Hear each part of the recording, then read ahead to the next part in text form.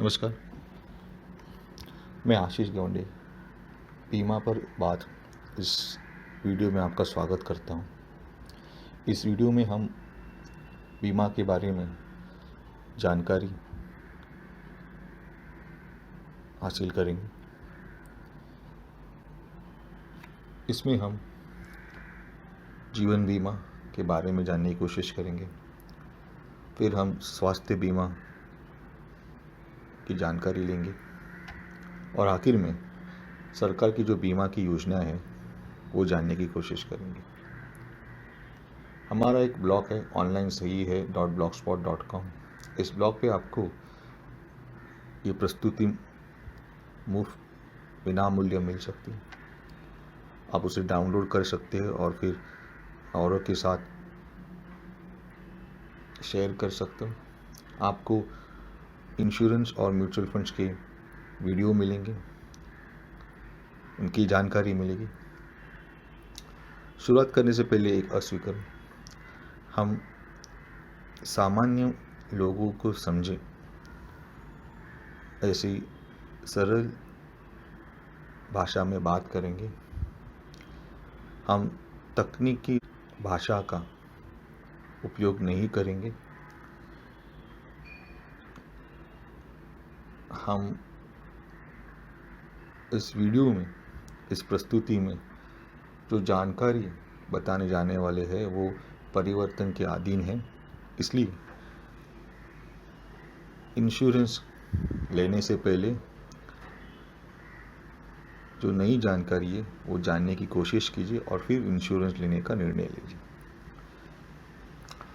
हमने इस प्रस्तुति में गूगल ट्रांसलेट सॉफ्टवेयर का उपयोग किया है, इसलिए भाषा में, शब्दों में गलतियां होने की संभावना है।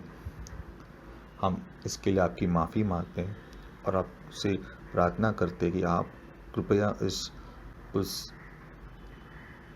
गलतियों को नज़रअंदाज कीजिए और इंश्योरेंस की जो मूल बातें हैं उस पर ध्यान कीजिए। इस प्रस्तुति के पीछे इरादा यही है कि जो सामान्य लोग हैं उन्हें इंश्योरेंस के बारे में जानकारी मिले, सही जानकारी मिले। हम किसी फायदे के लिए व्यक्ति ये प्रस्तुति या वीडियो नहीं बना रहे। हम ये हमारे सामाजिक कार्य समझ के कर रहे हैं। तो सबसे पहले लाइफ इंश्योरेंस के बारे में बात करते हैं या जीवन बीमा के बारे में बात करते हैं। तो जीवन बीमा क्या होता है? अगर कोई इंसान अपने लिए जीवन बीमा खरीदता है तो उसकी मृत्यु के बाद उसके घर वालों को, उसके प्रियजनों को एक इंश्योरेंस की रकम दी जाती है।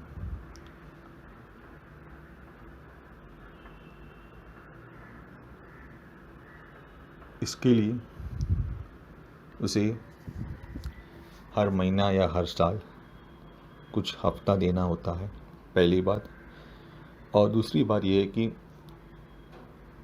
जो इंश्योरेंस या बीमा की योजना होती है, पॉलिसी होती है, उसका एक काल होता है, पीरियड होता है, जिसमें वो अगर उस इंसान की मृत्यु होती है तभी ही उसके परिजनों को वो रकम, इंश्योरेंस की रकम, बीमा की रकम मिलती है। उस काल के बाद, उस पीरियड के बाद अगर मृत्यु होती है तो इंश्योरेंस की रकम नहीं मिलती है, बीमा की रकम नहीं मिलती है। जीवन बीमा के कई प्रकार हैं, पर सबसे सही जो प्रकार है वो है टर्म बीमा और टर्म इंश्योरेंस। इसका कारण क्या है?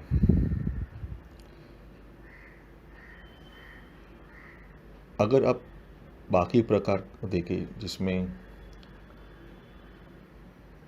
आपके पैसे वापस मिलने का वायदा किया जाता है, और उसमें आपको ज़्यादा रकम के प्रीमियम या हफ्ता देना होता है।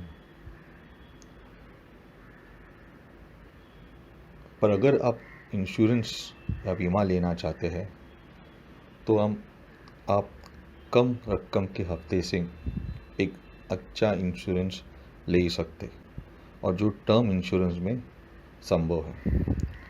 आप महीने के 500 या 1000 रुपया 500 से 1000 रुपया भर के अपने लिए 1 करोड़ का बीमा खरीद सकते हैं, जो कि टर्म इंश्योरेंस में संभव है।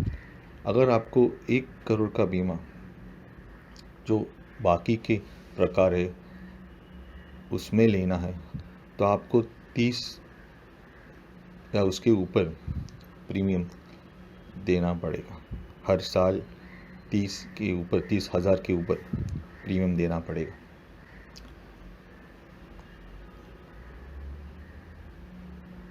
आप शायद कम रकम का बीमा भी कर सकते हैं, जिससे आपको कम रकम का प्रीमियम हफ्ता देना पड़ेगा।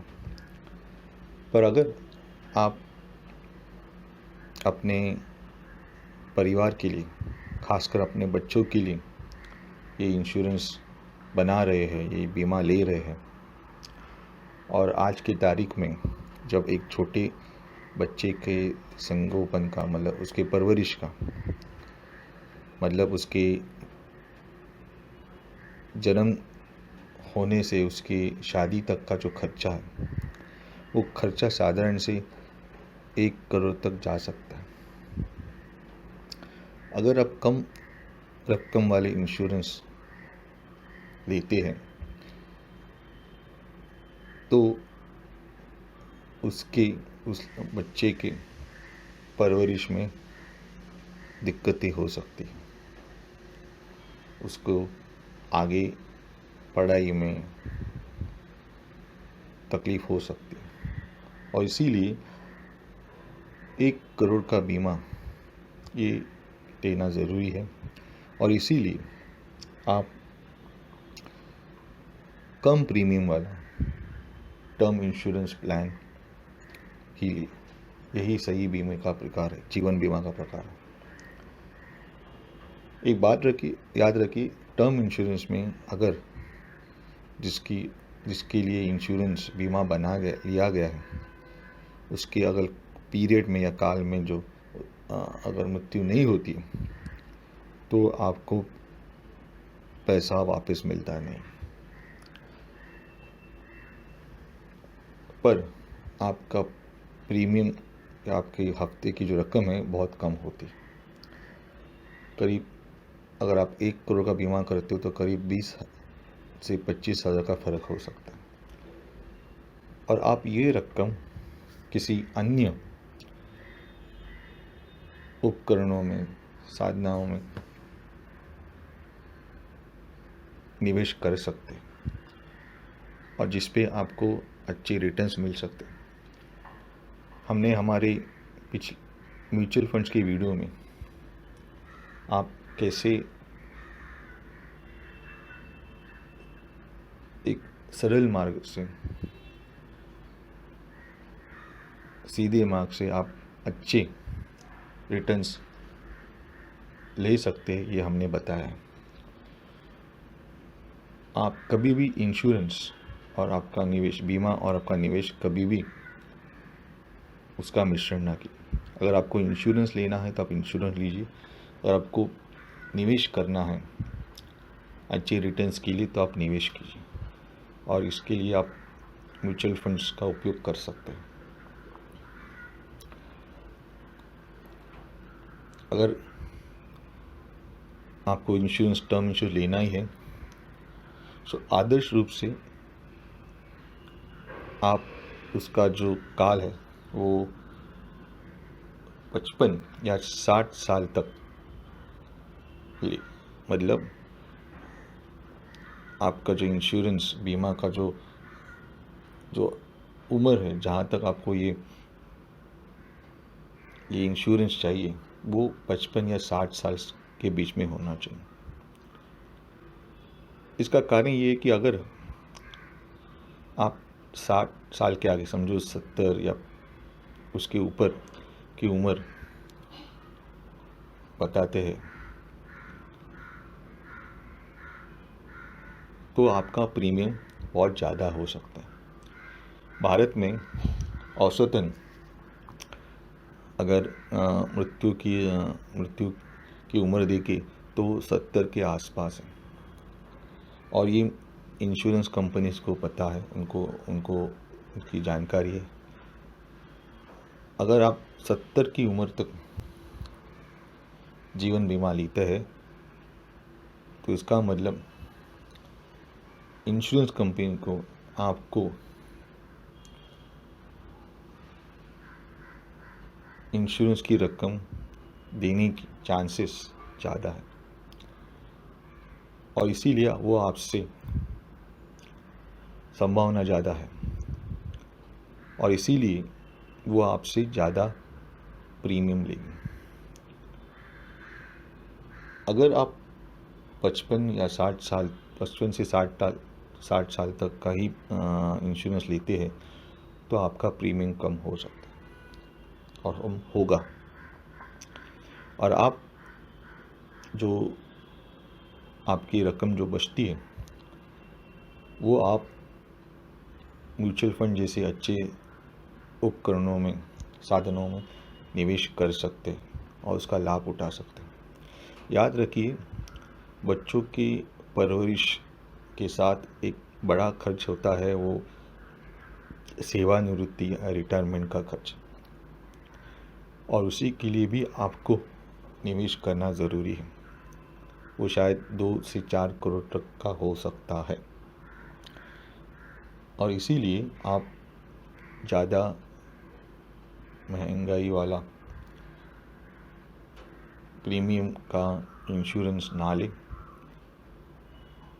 एक टर्म इंश्योरेंस लें, और उसका जो काल है वो जो आपकी 55 या 60 साल की उम्र तक ही रखें। अगर आप ऑनलाइन जाके इंश्योरेंस लेते हैं तो आपको शायद से इसमें रियायत मिल सकती है। दूसरा, हेल्थ, स्वास्थ्य संबंधित बीमा। इसमें 2 प्रकार है कि पहला तो है मेडिक्लेम इंश्योरेंस। तो मेडिक्लेम इंश्योरेंस में क्या होता है, समझो किसी इंसान को हॉस्पिटल जाने की ज़रूरत पड़ती है, कुछ दिनों के लिए वो हॉस्पिटल में एडमिट होता है, कुछ खर्चा होता है, ऑपरेशन का खर्चा होता है। तो मेडिक्लेम के इंश्योरेंस में सिर्फ हॉस्पिटल का ही खर्चा कवर किया जाता है। हॉस्पिटल में एडमिट होने से पहले या हॉस्पिटल से निकलने के बाद जो खर्चा होता है वो मेडिक्लेम में कवर नहीं होता, सिर्फ हॉस्पिटल का खर्चा ही कवर होता है। और इसमें फ़ायदा ये है कि आपका प्रीमियम कम होता है, सिर्फ कम प्रीमियम में आपको ये इंश्योरेंस मिल सकता है। अब देखते हैं स्वास्थ्य बीमा, जो व्यापक है, मतलब जो हॉस्पिटल में एडमिट होने से पहले जो खर्चे होते हैं, उपचार के खर्चे होते हैं, और हॉस्पिटल में से बाहर निकलने के बाद जो खर्चे होते हैं वो सारे खर्चे कवर करता है, इसलिए इसका प्रीमियम थोड़ा ज़्यादा होता है। कई बीमा कंपनीज की स्वास्थ्य संबंधित पॉलिसीज है, पर मैं आपसे आरोग्य संजीवनी इंश्योरेंस पॉलिसी के बारे में बात करूंगा। ये पॉलिसी भारत सरकार की जो बीमा में सबसे सर्वोच्च बीमा प्राधिकरण संस्था है, वो मतलब IRDAI, उनके द्वारा निर्दिष्ट की गई है। उन्होंने इसके बारे में प्लान बनाया है, और ये जो सारी बीमा कंपनीज जो स्वास्थ्य बीमा देती है उनको ये बीमा पॉलिसी देना बंधनकारक है। तो इस पॉलिसी की खास क्या बात है? इस पॉलिसी की क्या खास बात है? अगर आप बाकी स्वास्थ्य बीमा देखें तो उसमें कई बातें होती है इस पे, जो कई प्रकार की बीमारियां होती है, उपचार होते हैं जो पॉलिसी में कवर नहीं होते। पर ये सामान्य लोगों को समझना इतना आसान नहीं है। और इसमें क्या होता है, हम पॉलिसी लेते हैं, उपचार करते हैं, और जब पॉलिसी का क्लेम करते हैं, मतलब पॉलिसी में जो पैसा मिलने के लिए हम इंश्योरेंस कंपनी के पास जाते हैं, तो हमें हमारे जो पैसे हैं उसमें बहुत काट झाट के पैसे मिलते हैं। 50% या सिर्फ 75% पैसे मिलते हैं, और हमें बहिष्करण के नाम पे बेवकूफ़ बनाया जाता है। पर आरोग्य संजीवनी पॉलिसी में ये संभव नहीं है। आरोग्य संबंधी में कुछ ऐसी बातें हैं जो पहले से ही बताई जाती, जिसपे किसके उपचार के लिए खर्चा पॉलिसी में कवर नहीं होता, जैसे कि दांत संबंधित जो उपचार होते हैं, और जो पॉलिसी में पूरी तरह से बताए जाते हैं। पर उसके अलावा बाकी जो बीमारियाँ है, उसके उपचार है, वो सारे इस पॉलिसी में कवर होते हैं, और बहिष्करण के नाम पे हमें बेवकूफ़ बनाया नहीं जा सकता। इसमें दो बातें हैं। पहली तो 2 साल का प्रतीक्षा का अवधि, इसमें आपको 2 साल रुकना पड़ेगा पॉलिसी लेने के बाद किसी भी उपचार का क्लेम करने के लिए। हाँ, अगर एक्सीडेंट होता है तो वो उसके लिए कोई भी प्रतीक्षा की अवधि नहीं है। दूसरी बात कि आपको 5% का सहभुगतान करना होता है। इसका मतलब क्या है? समझो उपचार का खर्चा 10,000 रुपया हुआ है, तो 10,000 का 5% मतलब 500 रुपया आपको खुद भरना पड़ेगा ना। ये किस लिए? अगर आप देखिए, अगर हम हॉस्पिटल में उपचार के लिए जाते हैं तो हमें बहुत सारी ऐसी दवाइयाँ वस्तुएं खरीदनी पड़ती है जिसकी शायद ज़रूरत नहीं होती, पर इसका फ़ायदा हॉस्पिटल वालों को होता है। उनको पता होता है हमारे पास इंश्योरेंस की पॉलिसी होती है, और इसीलिए हमें ये खर्चे करने के लिए वो बोलते हैं। और फिर हम इंश्योरेंस कंपनी के पास जाते हैं, और फिर इंश्योरेंस कंपनी को ज़्यादा खर्चा देना पड़ता है, और उसके लिए हमें ज़्यादा प्रीमियम या हफ्ता देना पड़ता है। तो अगर आप चाहते हैं कि कम प्रीमियम में आपको ये पॉलिसी मिले, तो इंश्योरेंस की कंपनी को कम खर्चा होना चाहिए, और इसीलिए वो हमें हम पे रिस्पॉन्सिबिलिटी डालते हैं कि हम हॉस्पिटल का खर्चा जो है वो कम रखें। हम डॉक्टर से बात करें, उन्हें बताएं कि जो ज़रूरी है वो करें, और उससे हमारा हॉस्पिटल खर्चा कम होता है, और दूसरा फिर हमारा प्रीमियम कम हो जाता है, और उसका हमें फ़ायदा मिलता है। दूसरी बात कि अगर आप देखोगे, अगर कभी इंश्योरेंस का दावा किया होगा, क्लेम किया होगा, तो आपने देखा होगा कि बहिष्करण के नाम पे आपको पूरा पैसा मिलता नहीं है, मतलब आपको ऐसे भी 25% 20% आपको खुद के ही खर्चा करना पड़ता है, मतलब आपको वैसे ही सहभुगतान करना ही पड़ता है। तो इसमें 5% सहभुगतान को पेमेंट से डरने की ज़रूरत नहीं। आप ये पॉलिसी किसी और पॉलिसी के साथ संयोजन कर सकते हैं। अगर कोई स्पेशल विशेष रोग है तो उसके लिए पॉलिसी ले सकते हैं और ये पॉलिसी भी ले सकते हैं, तो आप ये कर सकते हैं। गवर्नमेंट की इंश्योरेंस स्कीम्स के बारे में बात करते हैं, गवर्नमेंट की बीमा योजना की बात करते हैं। पहली है प्रधानमंत्री सुरक्षा बीमा योजना, जो कि दुर्घटना बीमा है।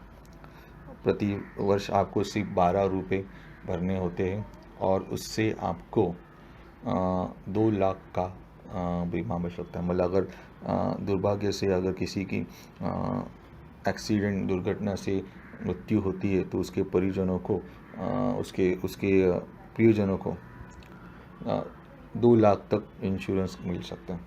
दूसरी है प्रधानमंत्री जीवन ज्योति बीमा योजना, जिसमें आप अगर 330 रुपया हर साल भरते हैं तो मृत्यु के बाद आपके परिवार वालों को 2 लाख का इंश्योरेंस मिल सकता है। इसके अलावा राष्ट्रीय स्वास्थ्य बीमा योजना, हेल्थ इंश्योरेंस, स्वास्थ्य गरीबों के लिए, घरेलू कामगारों के लिए, मनरेगा श्रमिकों के लिए, रिक्शा चालकों के लिए और इतर अन्य लोगों के लिए ये बीमा की पॉलिसी लागू है। एक अविनम्र अपील आपको, ये जो ज्ञान है वो दूसरों के साथ साझा करें, जिससे आपके इंश्योरेंस के बारे में जो समझ है वो मजबूत होगी।